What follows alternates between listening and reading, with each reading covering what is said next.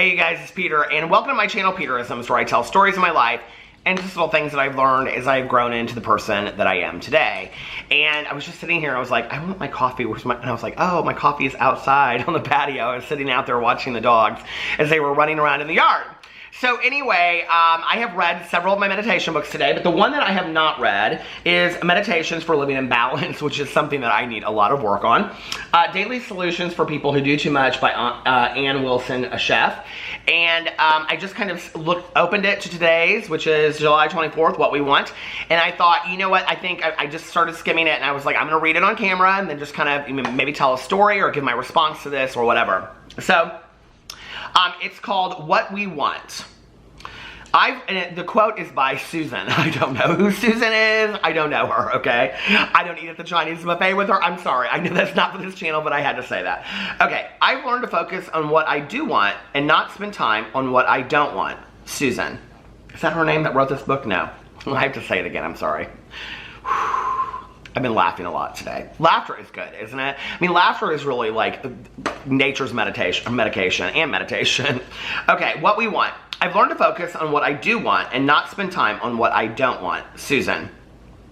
So many of us have spent much of our lives getting clear about what we don't want. As children, perhaps we were not really given the option of determining what we wanted or didn't want. Going through our schooling and training often was not much different. So when we finally got out on our own, we gave ourselves permission to attend to what we didn't want. It's important to know what we don't want, and our time spent learning that is valuable. Yet, why is it that we always find it easier to determine what we don't want than what we do want? That's the tough one.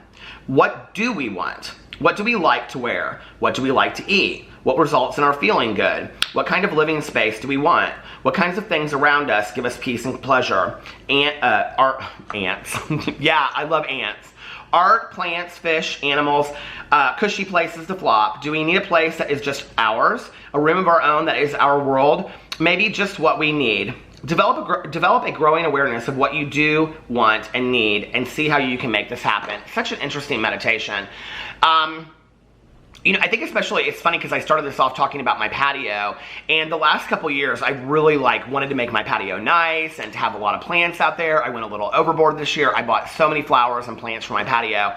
And we bring our cushions inside. They're actually sitting right there because if it rains, they get soaked, and it takes like 4 or 5 days, or 3 or 4 days, for them to actually get all the water out of them. And so I'm looking outside, and it's like really sunny, and I don't know if it's supposed to rain the next couple days, but I think I'm going to take the cushions and put them outside. And my neighbor, she sometimes lights incense, and I've never thought about that. Like, I used to love incense back in the day, you know, and I used to always have this incense in my apartment called Nag Champa. But I don't think do people light incense inside as much as they used to? I don't think they do, but she does outside on her patio.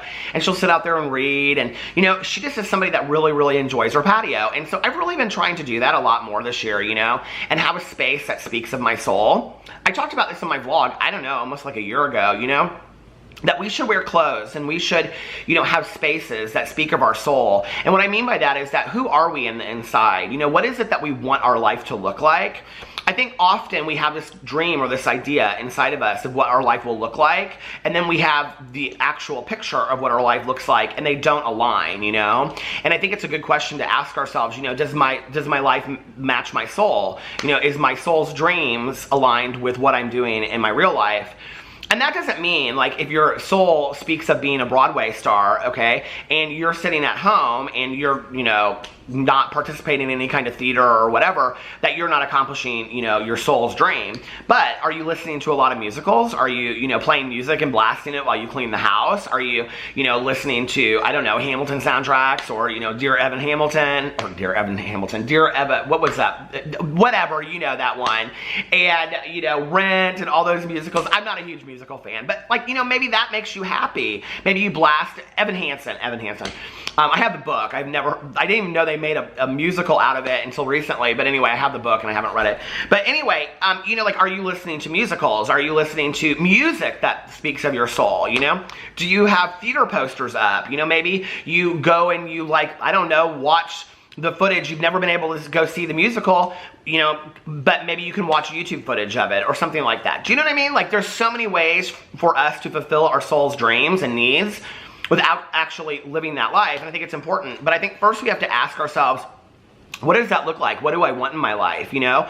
Do I want to, you know, it's funny because I typically on a daily basis wear cut-off jean shorts, I have them on right now, you know, a black t-shirt or a blue t-shirt and this hat. That's like literally what I wear every day. But if you ask me what my soul wears inside my head, that is not it, okay? My hair is real messy and funky, and you know, I probably have some kind of real fun sunglasses on and like a Western like shirt with like the pearl buttons because I love those, you know, old Chuck Taylors, because this is how I used to dress, you know, and I can't fit into a lot of those clothes today. And so that's part of it, is that my weight keeps me from living my dreams life. But I don't know that even if I was thin, if I would dress like that as much today. But, you know, I think it's about asking that. You know, I would have music playing all the time. I love to have a movie on in the background. I love to have the windows open and just like the sunlight pouring in. I love all of that, you know. A very comfortable bed is important for me, and having like a safe space where I sleep. And, you know, because my husband and I, we hang out there a lot, you know, and just kind of talk and, you know, talk about the end of our day and whatever. And he watches a lot of TV in bed. So it's important for us to have a place where our soul is relaxed, you know. So that for us is like, and we're actually redoing it right now, and so we have like this photo album that we share, and we're kind of going back and forth with what we want that to look like, because we both kind of have ideas of what we want that to look like, you know. And that can even be in designing your room or your house or whatever. And even if you have a studio apartment or a dorm room that you're going to or whatever, you know, what do you want it to speak of? When somebody walks into your space, like, it's so funny when people come to our condo, they're always like, oh yeah, we can tell this is your place, like you and Alex's place, you know, because we have a lot of artwork everywhere, and there's tons of books over there on the bookshelves, and, you know, and we have lots of candles lit usually when people come over here. But like, when somebody walks into your house, do they know it's your space? And that's not something that costs money or, you know, takes a lot of money. That's just like, who are you deep in your soul? And I think, you know, I talk a lot about inventory, but I think that's a good inventory question. You know, maybe that's something that I even need to inventory and write down. It's like, you know, who am I at my core? Like, what are the things that I truly, truly love and that I want to live more of? Because the thing is the more that we're connected, I literally just finished an audiobook in 2 days, and I was like, even though I read a lot and I listen to a lot of audiobooks, I was like, I forgot how much I really love getting into a great book and going to bookstores and buying books. I just love bookstores. I love books, period. I love libraries, you know, and I need to do more of that. It makes me happy. And I can go walk around a bookstore or a library and it doesn't cost me anything. I don't have to buy anything. You know, half the time I go to half-price books or Goodwill and I look through their book section and it's super cheap. Living your soul's life or living your soul's dream doesn't require a lot of money. You can do it without having to spend any kind of money, you know? But I don't know. I mean, often I ask myself, what would my life look like, you know, if I could just do exactly what I want to do? And the thing is that I think at 47, I feel pretty blessed to say my life looks in many ways the way that I would want it to look, you know? I got kind of caught up in this one part in here. Hold on a second, because it was interesting to me what she said when she said, going through our schooling and training. Okay, wait. It's important to know what we don't want, and our time spent learning that is valuable. Yet, why is it that we always find it easier to determine what we don't want than what we do want?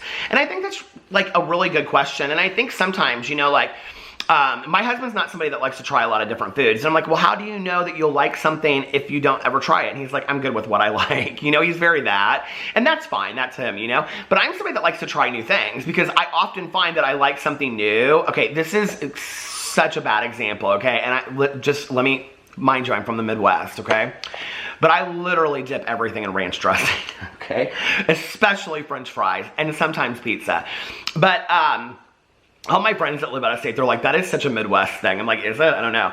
But I can remember like years and years ago, like I didn't always do that. I can remember like watching people, and I would go out to restaurants and they would like dip their food in like French fries and ranch dressing. And I'd be like, that is so gross. Or like mayonnaise, which I've done too.